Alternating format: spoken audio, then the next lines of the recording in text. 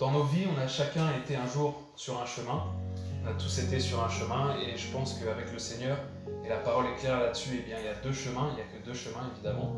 Il y a le chemin qui nous mène à la vie éternelle et le chemin qui nous mène à la perdition. Le Seigneur Jésus disait large et le chemin large et le chemin qui mène à la perdition est étroite et la porte est étroite et le chemin qui mène à la vie éternelle. Et donc la chose la plus importante dans nos vies, la chose la plus importante chaque jour, c'est d'abord, premièrement, de savoir sur quel chemin est-ce qu'on se situe, sur quel chemin est-ce que nous sommes, et donc quelle est notre destination, quelle est la direction que nous prenons dans notre vie. Et la chose la plus importante et une des plus grandes bénédictions pour l'être humain, c'est de savoir où est-ce qu'il va passer son éternité, où est-ce qu'il va passer sa vie après la mort. Et donc, lorsque nous avons accepté Jésus-Christ comme Seigneur et Sauveur, lorsque nous lui avons donné notre vie, que nous avons demandé pardon pour nos péchés, que nous avons accepté ce qu'il a fait à la croix pour nous, eh bien, nous savons et nous sommes sûrs et certains qu'il a réservé pour nous une place au ciel et que nous avons la vie éternelle. Voilà ce qui est important pour nous de savoir, de ne pas vivre un jour de plus sans être sûr et certain, d'avoir cette conviction que je suis à Jésus, mon cœur est à lui, ma vie est entre ses mains, il est mon Seigneur et mon Sauveur, je lui appartiens et que si un jour je dois quitter cette terre, eh bien je serai avec lui et non pas dans les tourments, mais je serai vraiment avec le Seigneur pour l'éternité. Amen. Et donc aujourd'hui, je voudrais vous parler du Saint-Esprit. On l'a chanté, Esprit de révélation, Saint-Esprit, on a parlé en langue, parce que je pense que c'est le Saint-Esprit est une des personnes la plus importante dans nos vies et la personne la plus importante. Et j'ai écouté un prédicateur récemment, il avait dit cette phrase qui m'a vraiment marqué. Il a dit Jésus comment la manière dont Jésus est perçu dans le monde, eh bien c'est de cette même manière que le Saint-Esprit est perçu dans l'Église en fait, est considéré dans l'Église. C'est-à-dire que lorsqu'on voit dans le monde les gens qui sont païens, les gens qui ne croient en rien, lorsqu'on leur parle de Jésus, eh bien ils le rejettent, ils ont du mal à l'accepter, il est vraiment mis de côté, on ne veut pas entendre parler. Et malheureusement dans beaucoup d'églises aujourd'hui, et dans le christianisme aussi, on a mis le Saint-Esprit à la porte, on l'a vraiment mis de côté, on ne veut plus trop entendre parler, les gens ne veulent plus entendre parler d'esprit ou de Saint-Esprit dans l'église, on refuse que le Saint-Esprit agisse, on refuse de le laisser libre, on refuse les dons du Saint-Esprit. Et le Saint-Esprit, qui est-il vraiment? Eh bien, il est l'Esprit du Seigneur sur terre. Jésus a promis à ses apôtres avant de quitter la terre, il a dit « Je vous enverrai un consolateur ». Il le dit dans Jean, il le dit dans plusieurs versets, mais dans Jean 16, il en parle très exactement dans Jean 16. Si vous avez vos Bibles, vous pouvez suivre avec moi. Dans Jean 16, verset 12, il dit « J'ai encore beaucoup de choses à vous dire, mais vous ne pouvez pas les porter maintenant. » Verset 13, « Quand le Consolateur sera venu, l'Esprit de vérité, il vous conduira dans toute la vérité, car il ne parlera pas de lui-même, mais il dira tout ce qu'il aura entendu. Il vous annoncera les choses à venir. Il me glorifiera, parce qu'il prendra de ce qui est à moi et vous l'annoncera. Tout ce que le Père a est à moi, c'est pourquoi j'ai dit qu'il prend de ce qui est à moi et qu'il vous l'annoncera. » Le Saint-Esprit est celui qui nous a mis sur la voie du salut, sur la voie du Seigneur.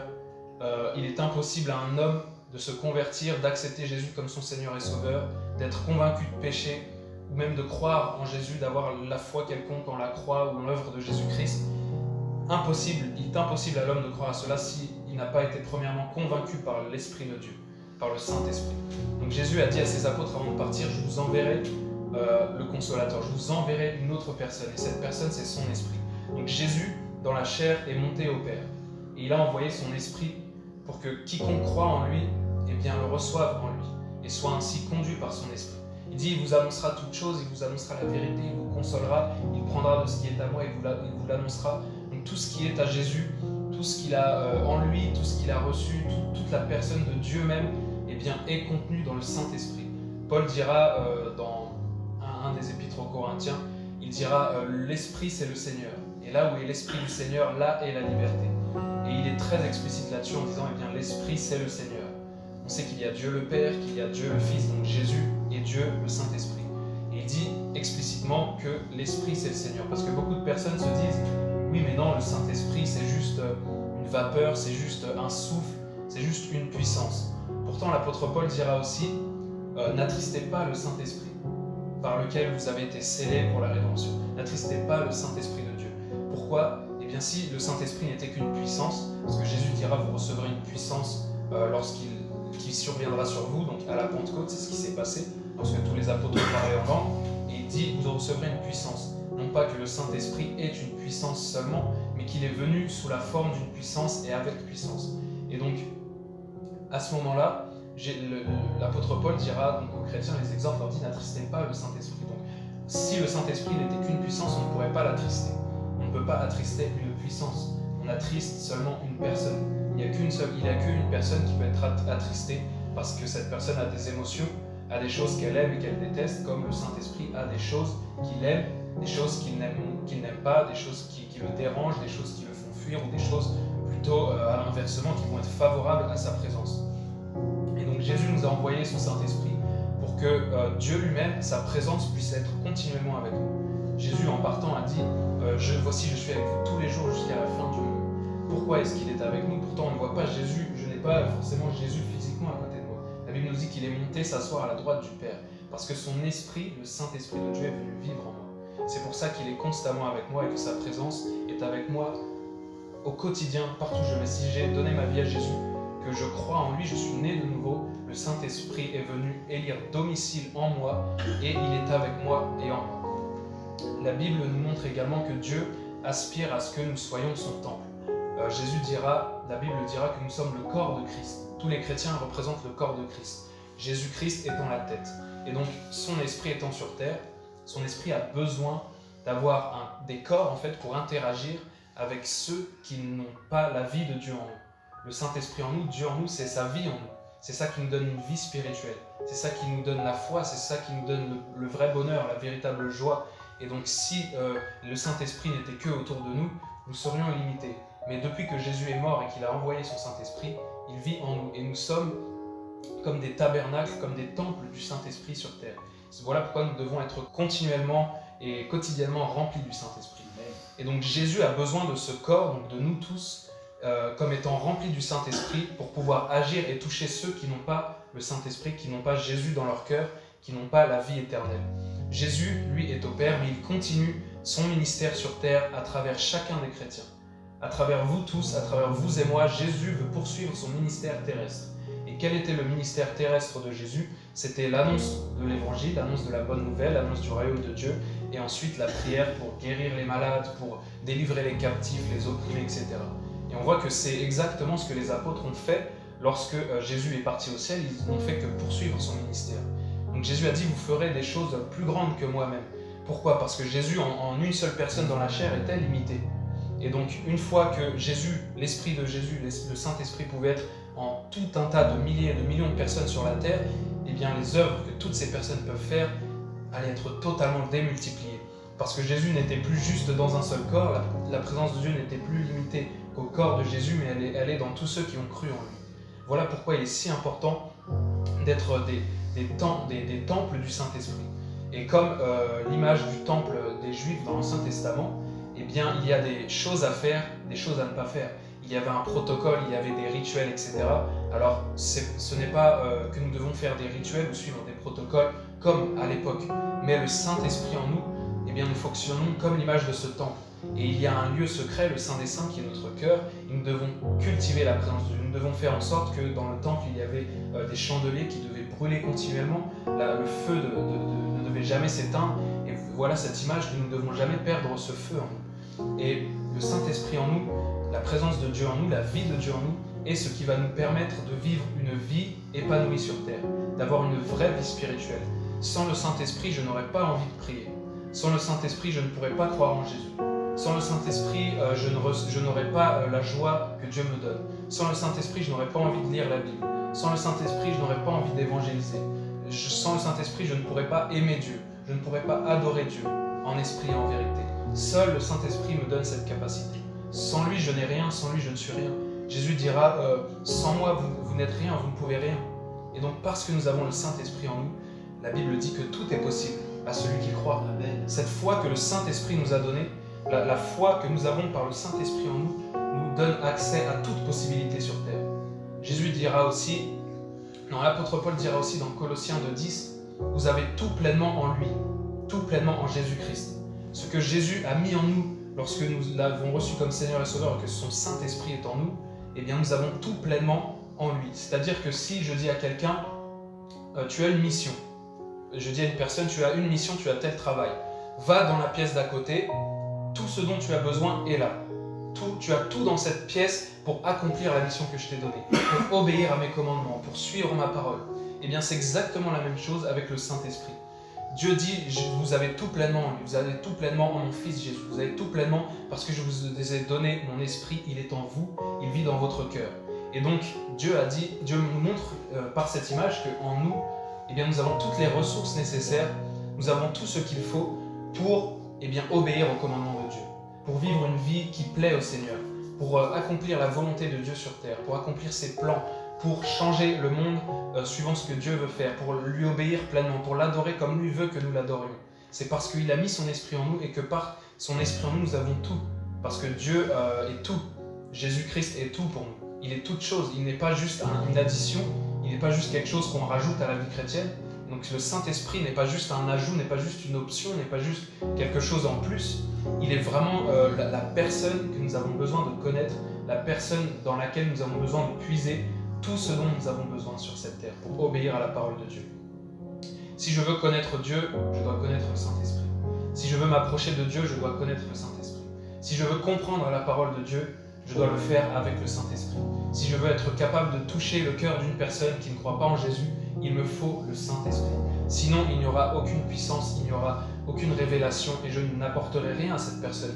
Parce que c'est la vie de Dieu en moi, le Saint-Esprit. Donc comment apporter la vie à quelqu'un qui ne l'a pas si moi-même je ne l'ai pas? Cela est impossible.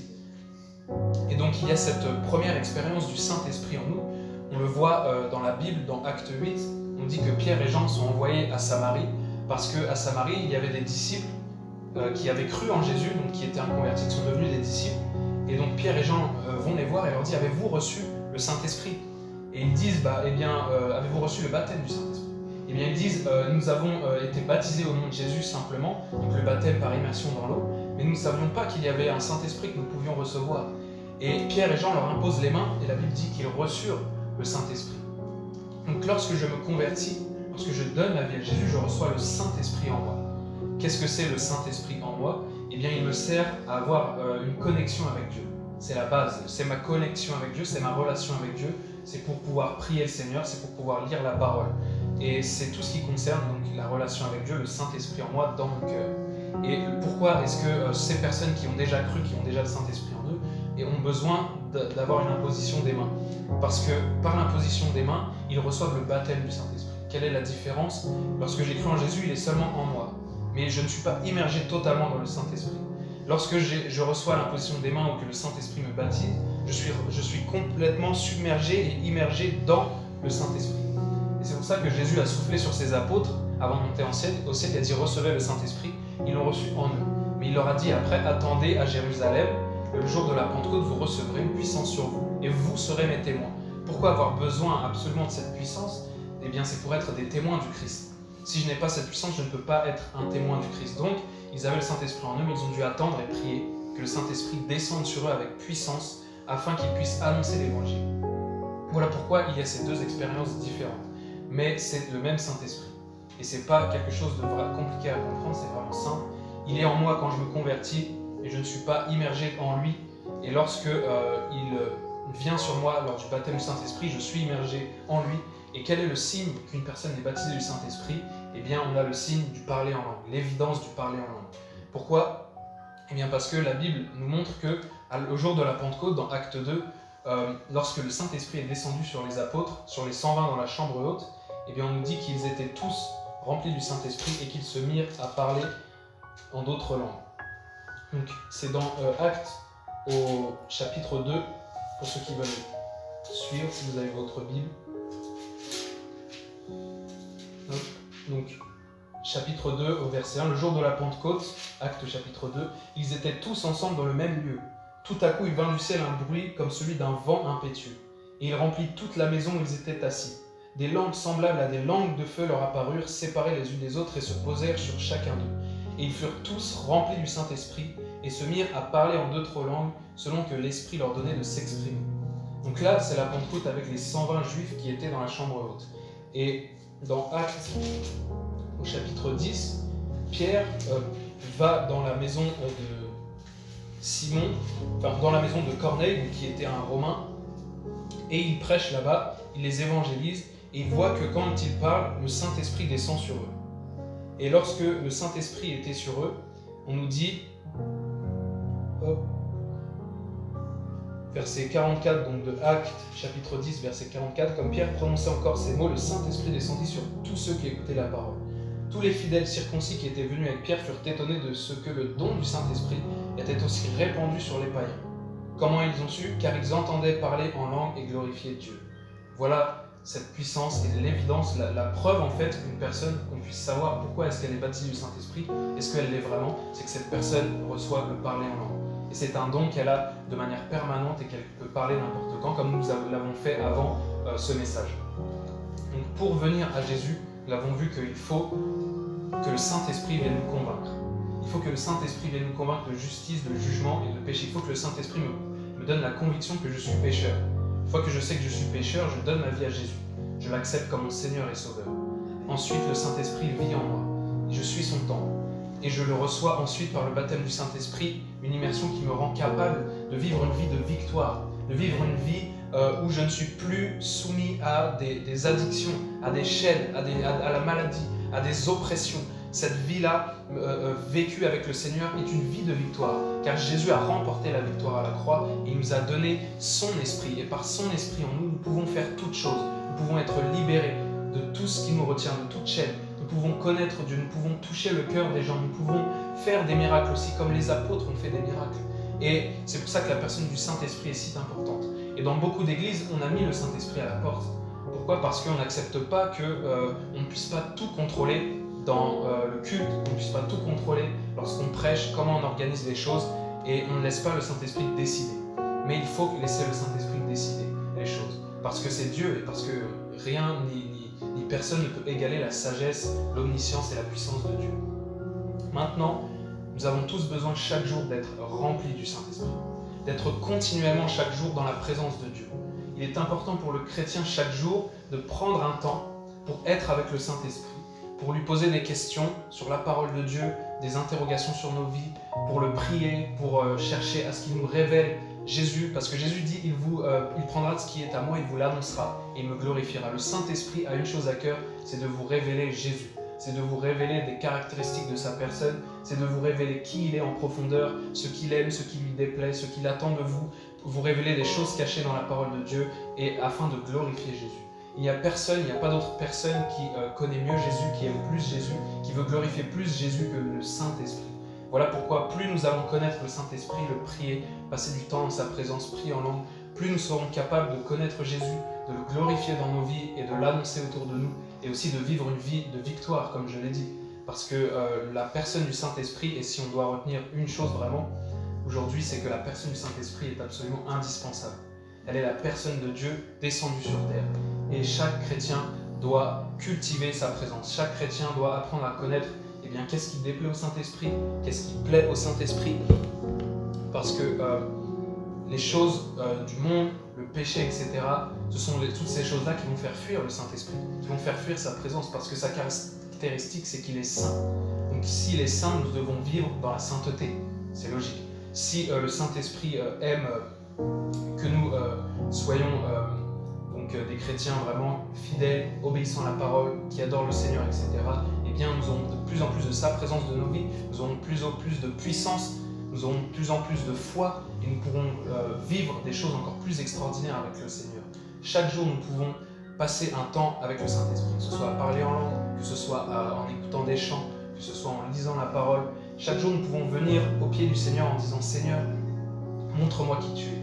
Saint-Esprit, précieux Saint-Esprit, merveilleux Saint-Esprit, je veux savoir qui tu es, je veux savoir ce que tu aimes, ce qui te déplaît. » Parce qu'il n'y a rien de pire pour un chrétien que d'attrister la personne du Saint-Esprit, que de faire perdre l'amitié, la proximité avec le Saint-Esprit.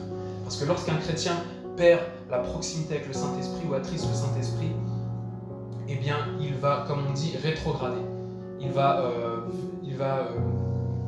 On comment dire, un chrétien qui a attristé le Saint-Esprit va pas s'éloigner du Seigneur, mais il va avoir du mal à prier. Premièrement, il va avoir du mal à lire la parole.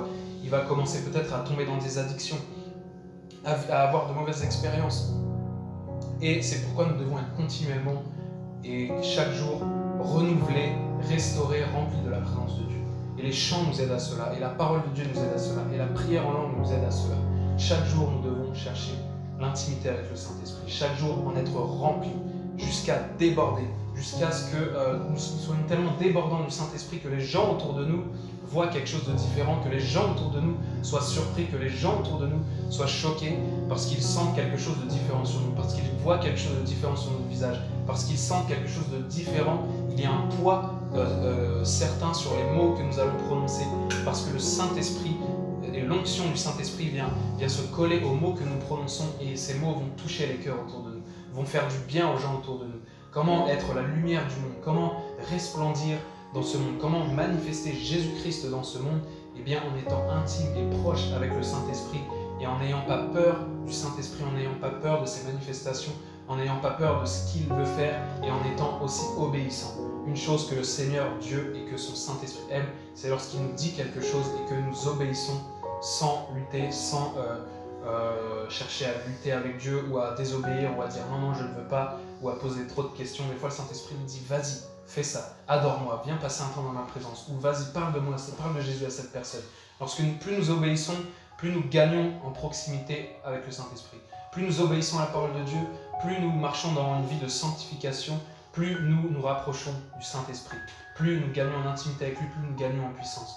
Et le but de Dieu sur terre est de faire de nous son temple, et de faire de nous un temple qui est rempli de sa gloire, qui est rempli de son feu, comme les apôtres à la Pentecôte. Ils ont été remplis du feu du Seigneur, ils n'ont jamais arrêté de le manifester, ils n'ont jamais arrêté de parler de lui, ils n'ont jamais arrêté de faire l'œuvre de Dieu, de le servir, d'être des témoins puissants du nom de Jésus dans ce monde. Et ce monde aujourd'hui a tant besoin de chrétiens, ce monde a besoin que d'une seule sorte de chrétiens, des chrétiens qui sont vraiment remplis du Saint-Esprit, qui connaissent le Saint-Esprit, qui sont capables de connaître qui il est et d'annoncer ce qu'il veut dire aux gens, ce qu'il veut dire à ceux qui ne le connaissent pas. C'est de ce genre de chrétiens que le monde a besoin, parce que ce monde se perd, ce monde sombre dans les ténèbres jour après jour. Tant de gens vont en enfer, tant de gens vivent des vies atroces, sont dans la dépression, ont envie de se suicider, etc., sont dans des addictions terribles, et ils ont besoin d'une seule chose, des chrétiens qui ont la puissance du Saint-Esprit avec eux pour pouvoir les libérer, pour pouvoir les amener au salut, pour pouvoir les amener à la vie éternelle. Voilà ce que Jésus veut pour nous. Il veut faire de nous ces temples remplis de sa gloire, remplis de sa connaissance, pour pouvoir amener sa lumière aux autres, et qu'ils puissent faire de eux aussi leurs temples, des temples qui puissent annoncer aux autres son évangile. Voilà pourquoi la personne du Saint-Esprit est si importante dans nos vies. Nous avons besoin de sa proximité, nous avons besoin de sa présence, nous avons besoin de lui du début à la fin, du matin au soir, de notre naissance à notre mort. Nous avons besoin du Saint-Esprit, de l'Esprit de Jésus-Christ par nous. Amen. Amen, amen, amen.